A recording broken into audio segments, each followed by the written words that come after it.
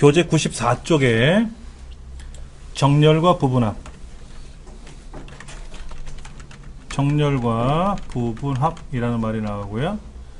정렬이라는 말은 크기 순서대로 나열하는 것이 되겠죠. 크기 순서대로 나열하는 것. 근데 이제 오름차순이 있고요. 오름차순이 있고 내림차순이 있습니다. 오름차순은 작은 거에서 큰 거 내려가는 거고, 가나다순. 내림차순은 큰 거에서 아래로 내려가는 거. 역순. 이렇게 보시면 됩니다. 책에도 나와 있을 겁니다. 근데 이제 기준을 하고자 하는 항목이 한 개냐, 두 개 이상이냐. 한 개 같은 경우에는 그냥 그 항목을 내가 선택을 해요. 뭐 이름도 있고 국어 점수도 있고 영어 점수도 항목이 있을 거 아닙니까? 그 항목에다 클릭해 놓고 정렬해라 이러면 되는데, 문제는 국어 점수대로 나열하시오. 큰 숫자가 1등이 앞에 오게끔 하시오. 근데 점수가 동일하면 이름은 가나다순으로 하시오. 또는 역순으로 하시오 하고 2차 기준이 있을 수가 있어요. 제가 졸업한 중학교에서는요,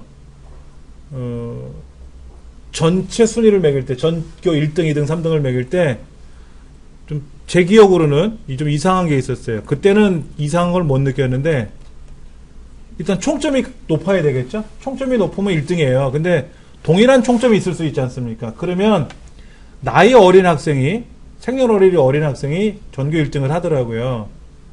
그냥 전교 1등이 2명이 있을 수도 있잖아. 근데 꼭 그걸 나열을 나누더라고요.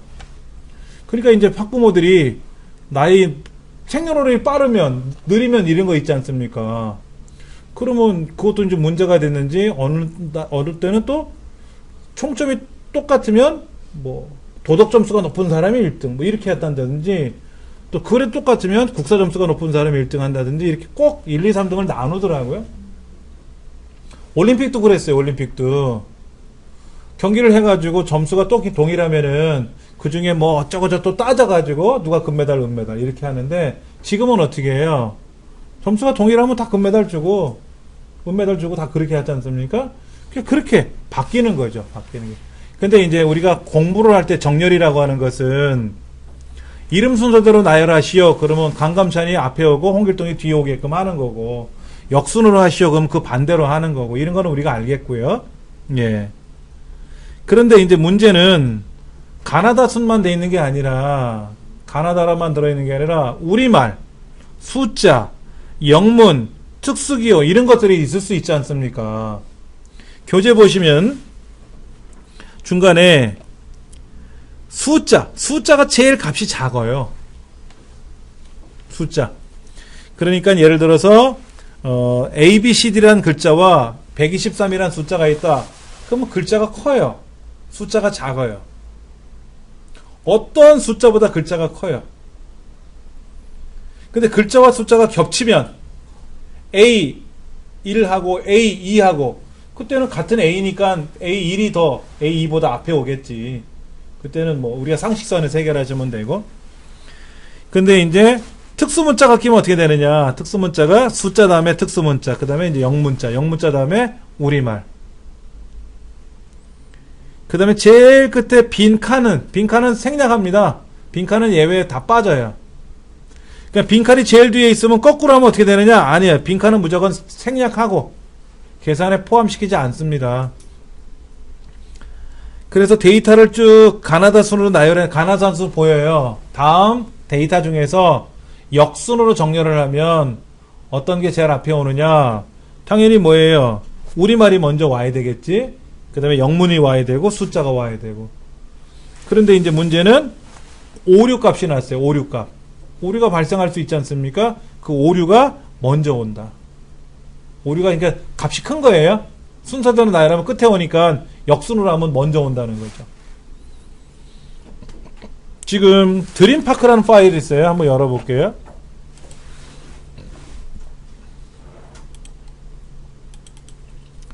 드림파크 따라하기 위해서 이렇게 있네요. 자, 지금 드림파크에 보니까 회원 코드가 보이고요. 이름이 보이고요. 그 다음에 회원 구분란이 있습니다. 구분란. 그러니까 개인 회원도 있고, 그 다음에 패밀리 회원도 있고, 커플 회원도 있고, 예, 가족 회원도 있고, 종류별로 있지 않습니까? 그러니까 회원 구분별로 모여라 이거야. 그러면, 첫째, 개인 회원은 개인 회원끼리 몰릴 거 아니냐. 가족은 가족 회원끼리 모일 거 아니냐. 그러면 개인 회원도 여러 명이 나올 수 있고, 커플 회원도 여러 명이 나올 텐데, 여러 항목이 나올 텐데, 그때는 어떻게 되느냐? 그럴 때는 연간 이용 요금을 기준으로 연간 이용 요금을 많이 사용한 사람이 앞에 오게끔 해라. 그러니까 1차 기준은 오름차순 정렬이고 2차 기준은 내림차순 정렬이라고 해놨으니까 자 이럴 때는 마우스로 이 안에를 클릭하세요. 드래그 하셔도 되고 클릭하셔도 돼요. 단 클릭하실 때는 엉뚱한 데를 클릭하시면 안 되고요. 중간에 데이터가 비어있으면 또 안 돼요. 지금은 비어있는 데이터가 없이 꽉 차 있지 않습니까? 이런 경우는 클릭만 해 놓으시면 되고요. 그렇지 않고 이제 데이터가 중간에 비어있다든지 할 때는 반드시 이렇게 블럭을 잡아야 돼요. 꼭 블럭을 잡고 하셔야 됩니다.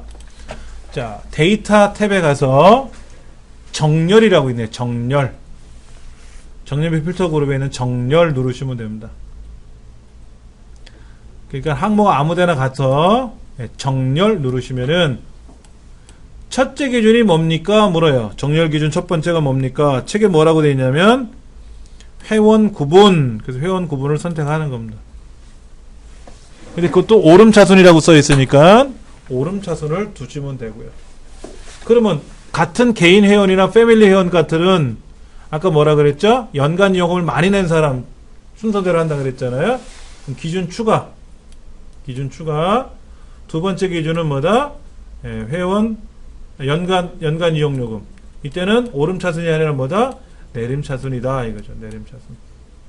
그리고 확인을 누르면 이렇게 가족 회원끼리, 개인 회원, 커플 회원, 패밀리끼리 모이는데 같은 그룹상에서는 이용요금이 높은 사람이 위에 나타난다. 그러니까는 저희 학교 다닐 때 총점 높은 사람이 위에 나와라. 동일한 점수 총점 같으면 어떻게 해라? 두 번째 기준은 나이가 어린 사람. 나이가 생년월일이 똑같게 되면 어떻게 된다? 국사 점수가 많은 사람. 국사 점수 똑같으면 어떻게 된다? 도덕 점수가 높은 사람.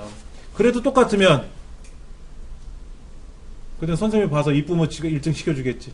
그렇게 비과학적인 방법을 사용했겠지 뭐. 그때는 그렇게 했었어요.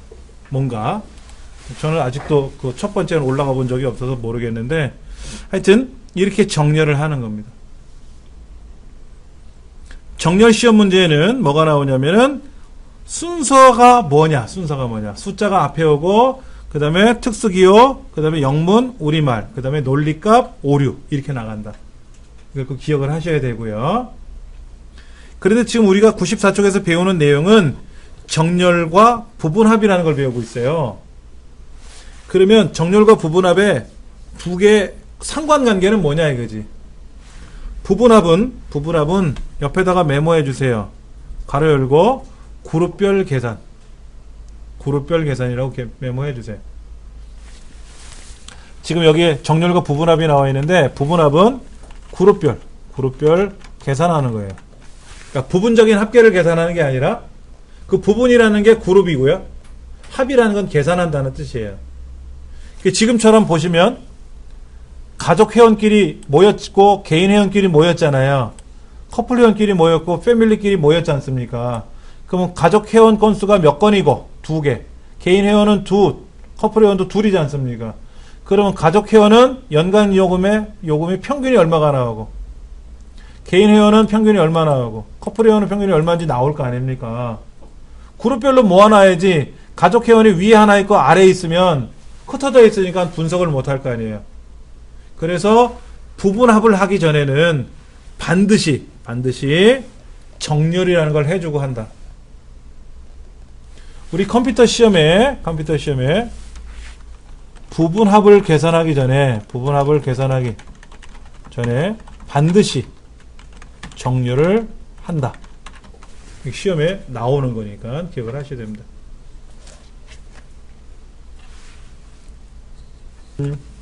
95페이지 보시면은 결과가 나올 거예요. 5번째 그림에. 가입 현황에 보면은 어떻게 이제 데이터가 정렬이 돼서 회원 구분별로 2개씩 모였다. 뭐 2개가 되고 3개가 될 수도 있겠죠?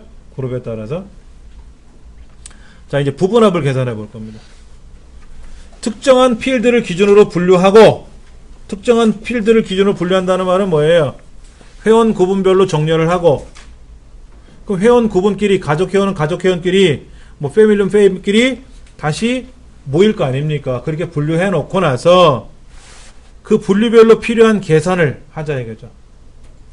예를 들어서 연간 이용요금의 합계를 계산해봐라. 평균을 계산해봐라. 또 인원수를 체크해봐라. 이런 것도 가능하겠죠. 그런 걸 하는 겁니다. 소스 한번 불러와 볼게요. 부서별 직원 현황이란 파일을 한번 열어서 보겠습니다. 원하는 파일을 좀 불러왔고요. 부서별 직원 현황 파일을 불러왔는데 문제를 보면 뭐라고 써있냐면 부서에 따른 오름차순 정렬을 하래요.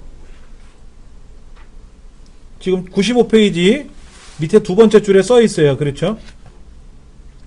한번 해볼게요. 페이지 넘기지 않고 그냥 그대로 할게요. 자, 그러면 부서라는 항목에다 클릭하세요.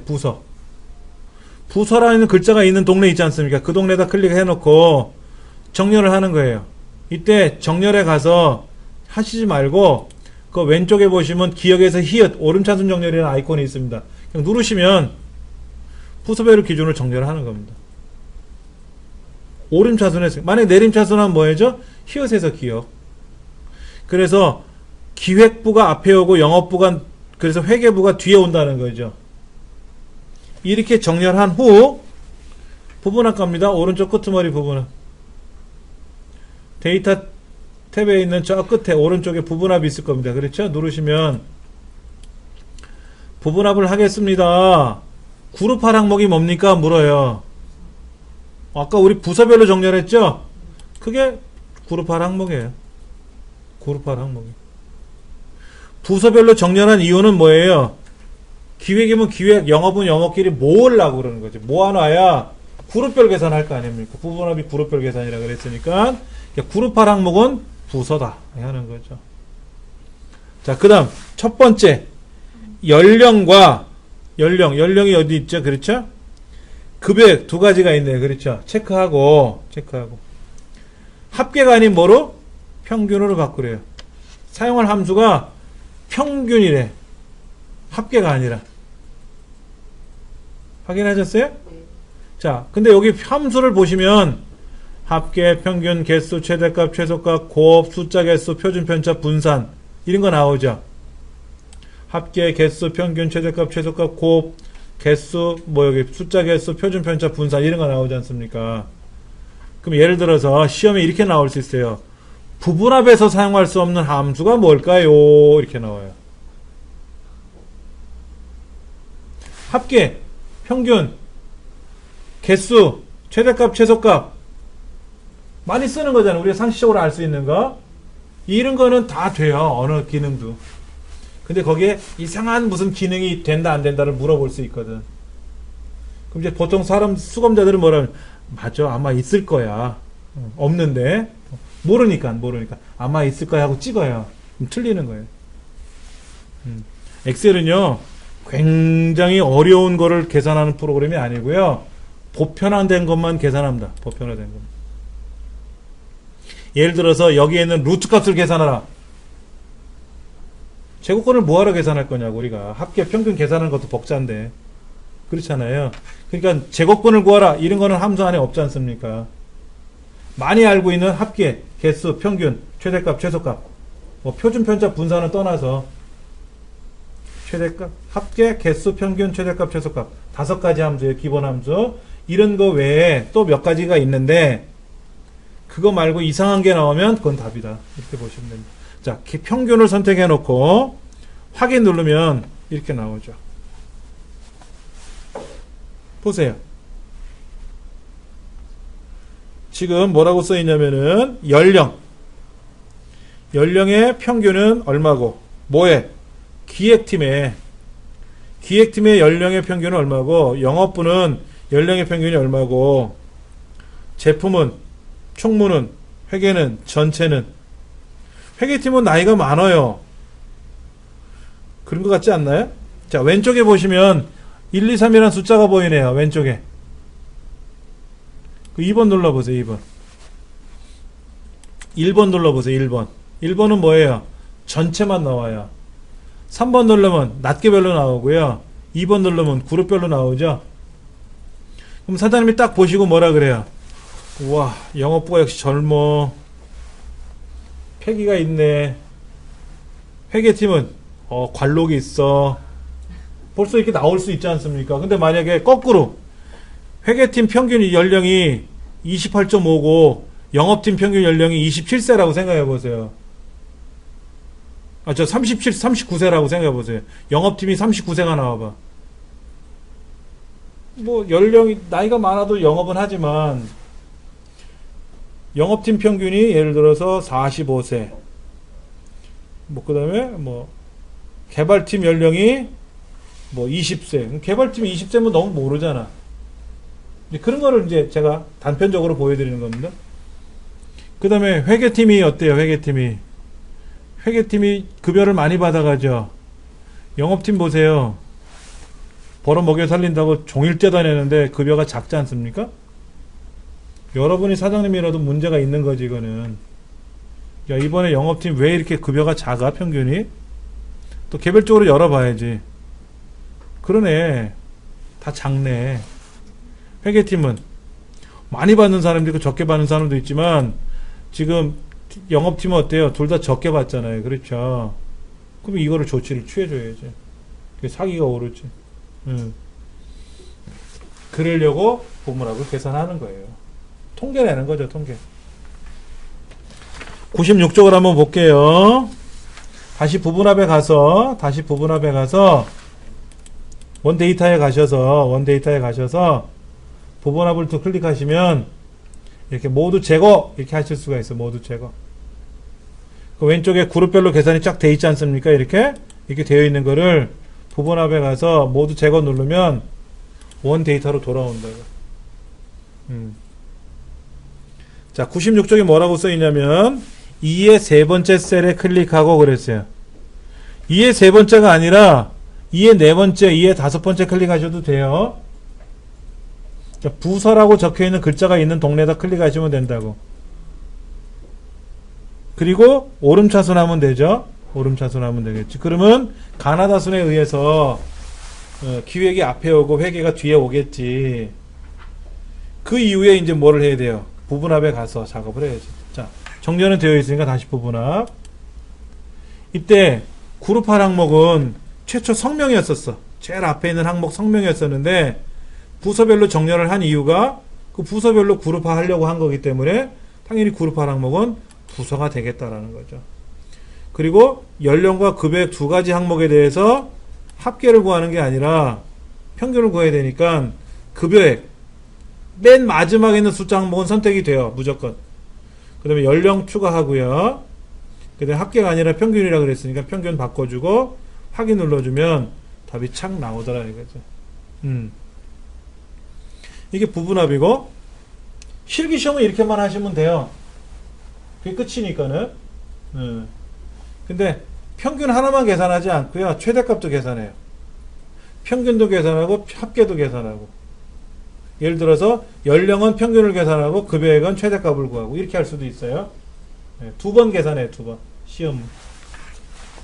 자, 97페이지 보시면 윤곽기호라고 나와 있어요. 윤곽기호. 윤곽기호 의미가 뭐냐 하는 거지. 일은 뭐다?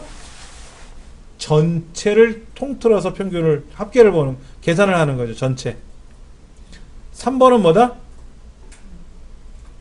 3번은 개별적으로 보는 거고요. 2번은 그룹별로 보는 거죠.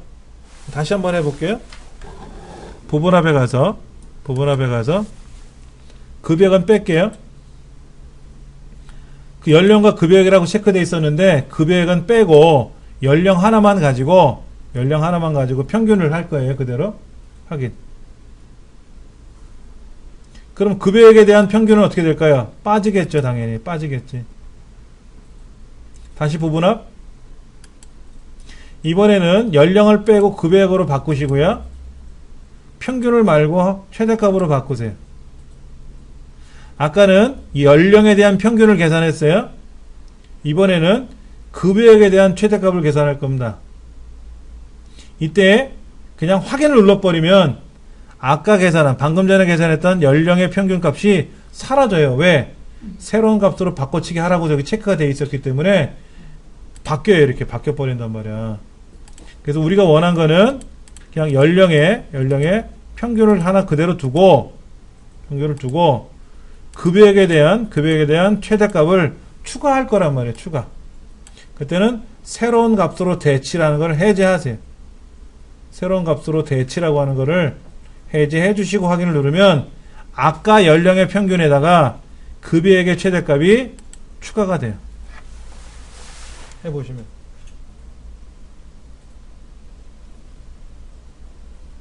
시험에 이렇게 나온다고, 이렇게. 그래서 어떤 항목을 기준으로 정렬을 하고, 그 다음에 어떤 계열은 최대값, 평균, 또 어떤 계열은 어떻게. 그래서 두 가지 계열에 대해서 각각 서로 다른 함수를 계산하는 게 시험에 나와요. 자, 봤더니 왼쪽에 1, 2, 3, 4가 윤곽 번호가 어떻게 됐어요? 윤곽 기호가.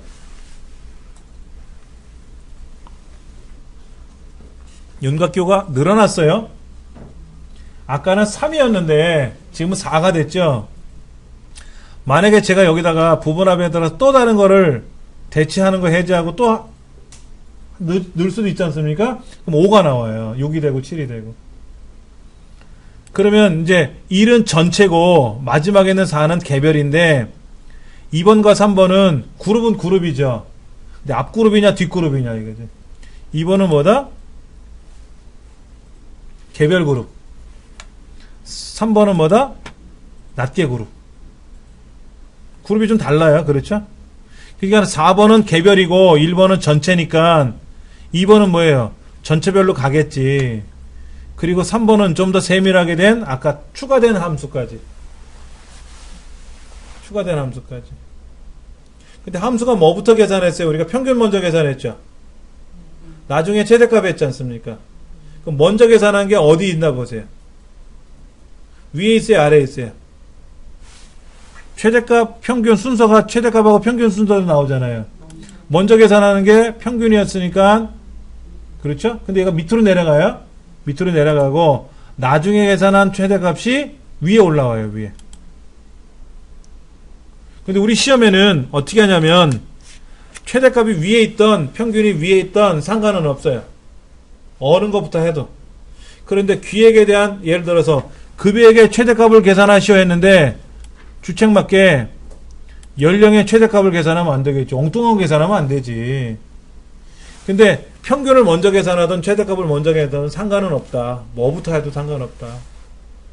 저희 집은 개인적으로 평균을 먼저 계산하고 나중에 최대값을 했지 않습니까? 저희 집은 먼저 계산한 평균이 위에 나오고요. 나중에 계산한 최대값이 아래로 나와요. 저희 집 엑셀은. 그리고 왼쪽에 이 구분기호 있지 않습니까? 이것도 윤곽기호도 1, 2, 3만 나와요. 저희 집은. 엑셀 프로그램을 제가 그렇게 요청을 해서 쓰고 있어요. 그게 이제 안에서 서비스 팩을 설정하는 기능이 있는데 저는 그렇게 했어요. 순서대로. 먼저 계산한 거 위에, 나중에 계산한 거 밑으로 떨어지게끔 전 그렇게 써요. 전 그게 편해서. 전 개인적으로 그렇게 쓰는데 만약에 저희 집 컴퓨터 같은 컴퓨터를 제가 가서 시험을 본다 그러면 어떻게 돼요? 이 순서를 반드시 지켜라 그러면 어떻게 돼요? 바꿔서 계산해야 되겠죠. 근데 이 시험은 순서는 상관없다고 나와요. 그냥 최대값이 먼저 나와도 되고 평균값이 먼저 나와도 되고 상관은 없습니다. 자, 중첩부분합 보겠습니다. 97페이지. 중첩부분합을 계산하는 과정은 방금 전에 우리가 한 건데 조금 전에 부서별로 정렬을 시킨 상태에서 평균을 계산했어요. 그렇죠. 그리고 최대값을 계산할 수도 있지 않습니까? 또는 합계를 계산할 수도 있지 않습니까? 그럴 때 그 연령과 급여액에 대한 평균과 최대값을 계산하시오 그러면 연령과 급여액 두 가지의 평균을 계산하고 다시 부분합에 들어가서 연령과 급여액에 대한 최저값을 또 계산하면 되죠. 우리 책은 그렇게 한 것 같아. 99페이지 보시면 최저값하고 평균이 두 가지가 다 나왔지 않습니까? 그렇죠. 그럼 그렇게 하셔도 돼요. 그런데 이제 보통 시험에는 어느 항목은 최저값, 어느 항목은 평균 이렇게 따로따로 계산하라고 나오면 항목의 위치만 선택하라고 하는 것만 선택해 주시고 해당 함수를 계산하시면 됩니다. 자, 그러면 100페이지에 나와 있는 걸 가지고 한번 보도록 할게요. 부분합이라는 파일을 열어서 한번 볼 겁니다. 자, 한번 지금 2014년 대학 신입생 기초 테스트라는 파일을 불러왔는데 문제지를 읽어보겠습니다. 100페이지 꼭대기에 2014년 대학 신입생 기초 테스트 표에서 학과별 국어, 영어, 수학의 최대값과 평균을 계산하래요. 오케이. 그러면 학과에다 클릭해 놓고 오름차순. 근데 학과에 대한 정렬이 내림차순인지 오름차순인지 명시가 돼 있으니까 그 다음 줄에 오름차순을 하시오라고 써 있잖아요. 꼭 보고 하셔야지. 그 성격이 급하면 또 내림차순인도 모르고 오름차순 하는 경우도 있고 그러니까. 자, 오름차순 정렬을 했고요. 그 다음 부분합에 가서 뭐뭐에 대해서 국어, 영어, 수학 평균 아니다. 평균은 아니죠. 국어, 영어, 수학 세 가지에 대한 뭐부터 최대값 계산하고 그렇죠? 다시 그 부분합에 가서 국어, 영어, 수학에 대한 뭐가 나오래? 이번에는 최대값이 아니라 평균으로 바꾸는. 그러니까 평균이란 항목을 건드리는 게 아니라 평균 값을 계산하는 거죠. 이때 새로운 값으로 대치를 빼줘야 되겠지. 그리고 확인 누르면 이렇게 간호과에 대한 최대값과 평균이, 경영과에 대한 최대값과 평균이 이런 식으로 나올 거다. 전체 최대값과 평균이 나올 거다. 이때 평균과 최대값은 평균이 먼저 나오던 최대값이 먼저 나오던 상관은 없더라. 뭐가 먼저 나오든 상관이 없다. 근데 가장 좋은 거는 문제지 순서대로 계산하시면 돼요. 무조건 문제지 순서대로. 그래서 최대값이 먼저 나왔으면 최대값 먼저 하고 평균이 먼저 나왔으면 평균부터 계산하고 이렇게. 자, 102페이지 볼게요. 목표값 찾기. 목표값 찾기라는 말은 또 뭐냐 이거죠. 자, 목표값 찾기.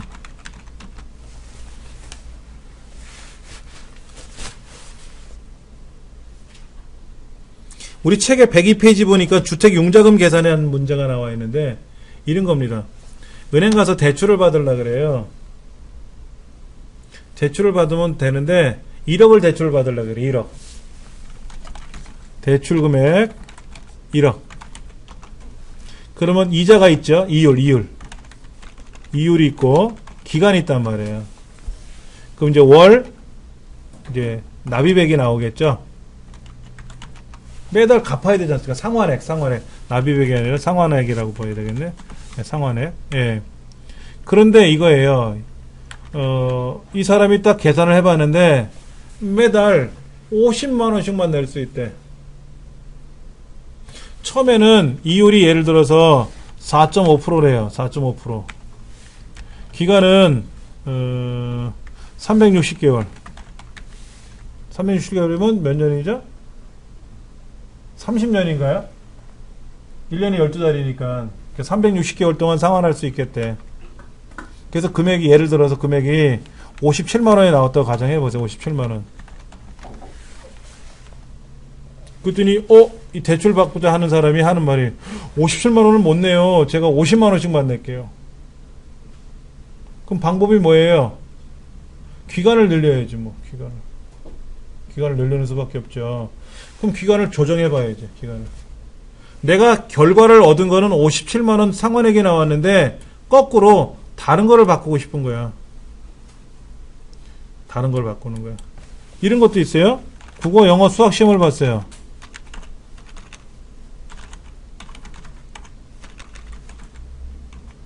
수학 시험 봤는데 국어는 90점을 받았고 영어는 85점을 받았고 수학은 예를 들어서 45점을 받았어요. 평균이 이게 불안한 거야. 그러니까 엄마 말씀이 뭐냐면은 아들아, 우리 공주야, 엄마가 이번 시험에 망쳤는데 다음 시험에는 평균을 약 80점까지는 끌어올려야 되지 않느냐. 85점까지 끌어올려야 되지 않겠냐 이거죠. 이렇게. 이게 목표야, 목표치. 그러면 뭐를 바꿔야, 저 중에 국어, 영어, 수학 점수 중에 뭐를 바꿔야 평균이 85가 될까요? 국어를 바꿔? 국어는 잘하는 거잖아. 냅둬도 되잖아. 수학을 못하니까 수학을 열심히 하라는 얘기죠. 그렇죠? 이렇게 역으로 계산하는 거. 잠깐만. 계산을 한번 하고 갑시다. 90 더하기 80 더하기 40 나누기 3. 틀렸어. 90 더하기 85 더하기 45는 220. 그러면은 220 나누기 3. 73. 그러네. 그렇죠? 네, 73점이 나온 거지. 잘했네. 73점. 근데 엄마가 하시는 말씀이, 야, 다음 시험에는 85점을 올려라. 이거지. 그러면 이렇게 되는 거죠. 90 더하기 85 더하기 x값에 이걸 3으로 나눴을 때 이게 얼마야? 85가 된다는 거죠. 그렇죠? 그럼 이걸 수학으로 계산을 하면 되게 어렵단 말이야. 안 그래? 수학이 약한 애인데 다음에 몇 점을 받아야 내가 85가 되지? 60점 넣어볼까? 61점 넣어볼까? 65점 넣어볼까? 80점 넣어볼까? 70점 넣어볼까? 계산 못해요. 그날 쓰러져. 그럴 때 엑셀로 해라 이거죠. 엑셀로. 네, 그게 바로 목표값 찾기다. 이런 얘기입니다. 예, 한번 볼게요. 수식에서 얻으려고 하는 값은 이미 알고 있어요. 73점은 나온 거야. 평균이 13점 나왔다고. 월 상환액이 57만원 나왔다고. 알아. 그런데 필요한 입력값을 모를 때 내가 다시 50만원이 됐으면 좋겠어. 50만원 나온 건 아는데 그럼 뭔가 바뀌어야 될 거 아닙니까? 입력값이 뭔가 조정이 돼야 되는데 이 계산이 어려운 거야. 그럴 때 사용하는 방법이 목표값 찾기다 하는 거죠. 예. 한번 해보죠. 파일 불러내게 해서 주택이라는 파일이 있네요. 주택이라는 파일을 한번 열어서 볼게요.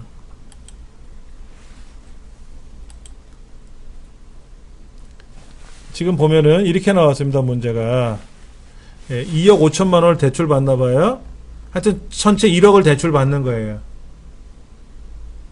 근데 이 융자금 계산을 하기 위해서 10년 동안 납입을 하겠다라는 거죠. 상환을. 120개월이니까. 이율은 7.5%래요. 그러면 월 납부액을 한번 클릭해 보시면 그 안에 이상한 야릇한 함수가 들어있습니다. PMT. 이게 상환액 계산은 함수예요. 그래서 7.5%를 12달로 나눠서 그래 월 이율이 나올 거 아닙니까? 그리고 지금 120개월 이게 연도로 계산하면 10이라고 써주면 되는데 월 상환액이니까 이제 120을 해주는 거죠. 그래서 내가 1억을 갖고 있는데 1억을 투자했는데 이렇게 내가 하면 매달 얼마씩 벌 수 있을까요? 이거죠. 돈을 갚으란 얘기가 아니고 내가 1억을 투자했어. 국민연금을 1억을 냈는데 10년 동안 7.5% 이율로 내가 받아야 돼. 그럴 때 계산하는 게 PMT 함수라고요. 이게 거꾸로 표현하면 돈을 갚는 함수가 돼버리잖아요. 본래는 타먹는 함수예요. 어차피 입장을 바꾸면 거꾸로가 되겠지만. 예. 그런데 보세요. 얘가 딱 100만원이 됐으면 하는 거야. 100만원. 그럼 뭐를 바꿔야 돼? 요걸 바꿔야죠. 기간을.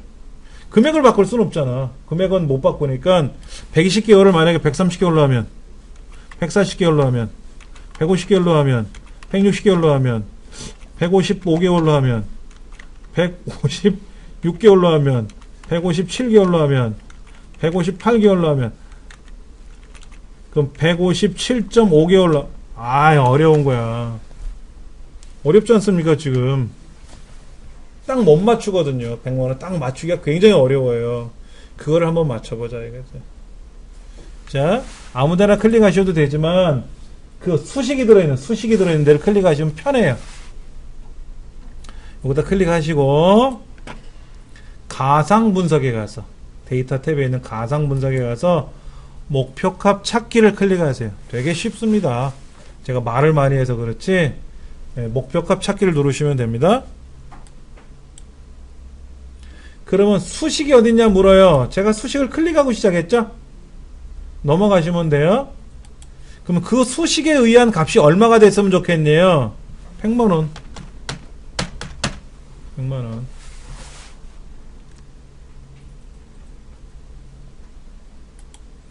그래, 현재 118만 7,018원인데, 얘가 딱 100만원이 됐으면 좋겠다, 이거지 않습니까?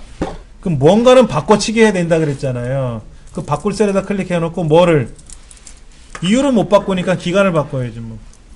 기간 클릭해 보세요. 그리고 엔터를 탁 치면 보세요. 딱 100만원 됐는데 157.422585 이걸 어떻게 우리가 계산하냐고.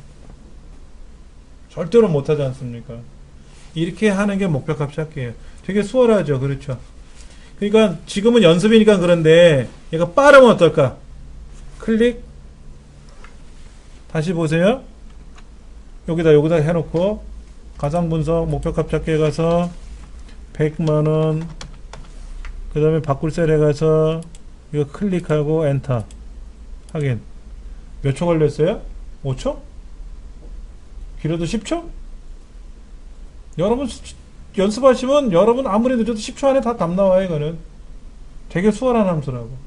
목표값 찾기는. 자, 오른쪽 페이지에 있는 목표값 찾기라는 파일을 열어서 이거잖아요. 이거 복잡해졌다. 뭐가 굉장히 복잡해졌어요. 아까하고 좀 달라졌어요. 그렇죠. 자, 문제 읽어봅시다. 3, 4분기 음료 판매량 그 표 제목입니다. 여기에 매출이익 합계가 어디 있어요? 저 끄트머리에 제 13번째 있네. 432만 5,411원. 얘가 500만원이 됐으면 좋겠대. 근데 뭐를 고쳐야지. 뭐를 고치면 좋겠대. 여기 44% 마진율. 그렇죠? 오케이. 그럼 이 자리에다 클릭해 놓고 가상분석 목표값 찾기. 그렇죠? 얘가 얼마가 좀 좋겠다고? 5000 500만원이잖아. 그 다음에 바꾸고자 하는 셀이 어딨냐? 저기 44%짜리라며. 그러면 바꿀 셀에다 클릭해 놓고 다시 44%를 이제 지정해 주면 되겠지. 그렇지? 확인 누르면 어떻게 돼요? 오케이. 딱 500만원이 되는데 얘가 51%가 아니고요. 위에 보세요. 어떻게 나와있나? 50.86221629055575% 이렇게 나오잖아요. 이걸 사람 머리로 못하지. 역으로. 쉽죠? 그렇죠? 이렇게 계산하는 게 바로 뭐다? 목표값 찾기다. 하나만 더 하겠습니다. 하나만 더 하고. 어차피 시나리오는 좀 양이 많아서 오늘 못해요. 통합만 하나 더 해보고 마무리 짓겠습니다. 통합은 뭐냐면 흩어져 있는 데이터들을 한 곳으로 모으는 거예요.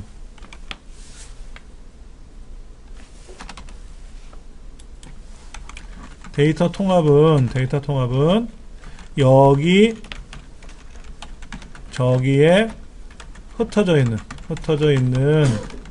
자료들 그룹을 이용해서 말 그대로 통합하는 거야. 통합. 데이터 통합이 있죠.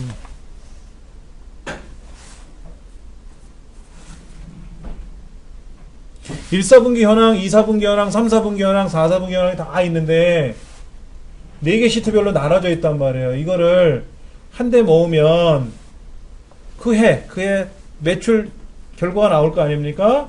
그렇게 한번 결산을 해보자 이거죠. 그렇게 결산을 해보자. 이거 그냥 실행해 볼게요. 통합이란 파일을 열어보세요. 통합.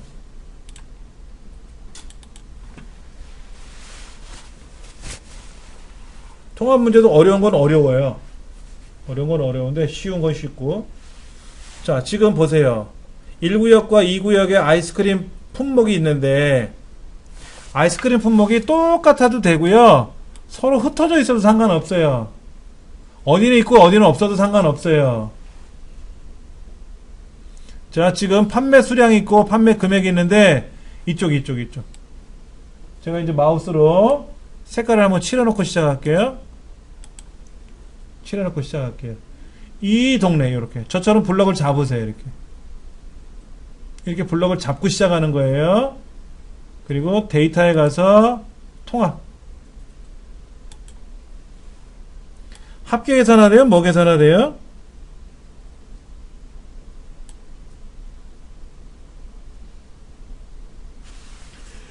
문제가 뭘까? 문제가 안 나와. 합계를 계산하네. 129의 합계를 계산하네. 그럼 참조되는, 여기 함수는 합계 맞잖아요. 여기도 자세히 보시면 합계, 개수, 평균, 최저값, 최소값 똑같죠?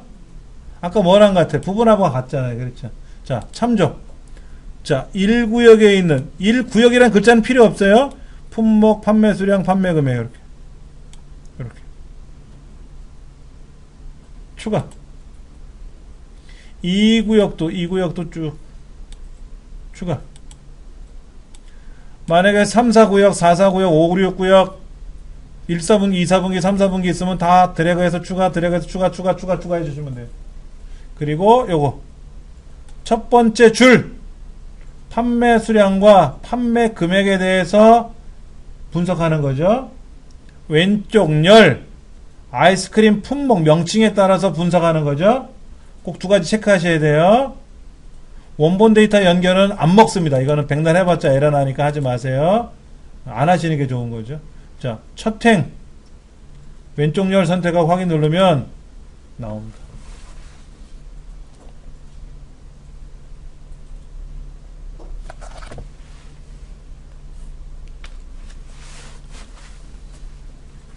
오른쪽 거 한번 해볼까요? 오른쪽 거만 하면 끝날 것 같은 데이터 통합. 자, 데이터 통합, 데이터 통합이라는 파일 한번 열어볼게요. 오케이, 여기 나왔다.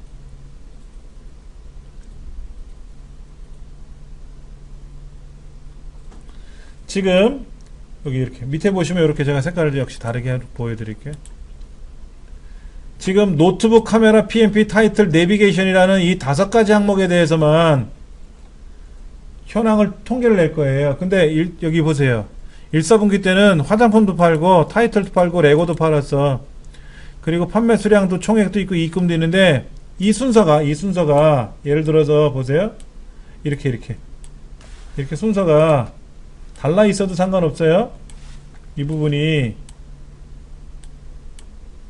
이렇게 여기는 판매 수량이 먼저 왔는데 여기는 판매 수량이 나중에 갈 수도 있고 중간에 올 수도 있어. 상관없다라는 얘기예요. 예. 자, 그럼 먼저 블럭 잡으시고 통합 데이터에 가서 통합. 이때 뭐를 계산하라고 되어 있어요? 합계라 그랬죠? 예, 그러면 첫 번째 참조되는 영역은 표 1에 있는 데이터. 표 1 추가. 표 2도 추가. 표 3도 추가. 표 4도 추가. 그리고 첫행 왼쪽 열. 확인 누르면 얘는 아까 목표값 잡기보다 시간이 걸려요. 드래그 추가 하는 게 얘는 한 20초 걸린다고 보시면 되지. 예. 품목의 순서가 뒤바뀌어 있으면 뒤바뀐 대로 분석하고요. 판매 총액과 이익금의 항목이 좌우로 바뀌어 있어도 알아서 계산하고요. 이쪽에는 있고 저쪽에는 없으면 없는 대로 있으면 있는 대로 계산하는 거예요. 그게 데이터 통합입니다. 이거는 매번 나오는 거예요. 목표 가첩도 나오고 통합도 나오고 매번 나와요. 그러니까는 두 문제는 풀었지 뭐. 쉽게 풀 수 있는 거죠. 다음 시간에 시나리오를 가지고 한번 해볼 건데요. 시나리오는 좀 복잡해요. 지금 것보다. 함수보다 쉽지만 오늘은 여기까지 진행을 했습니다. 다음 시간에 이어서 하겠습니다.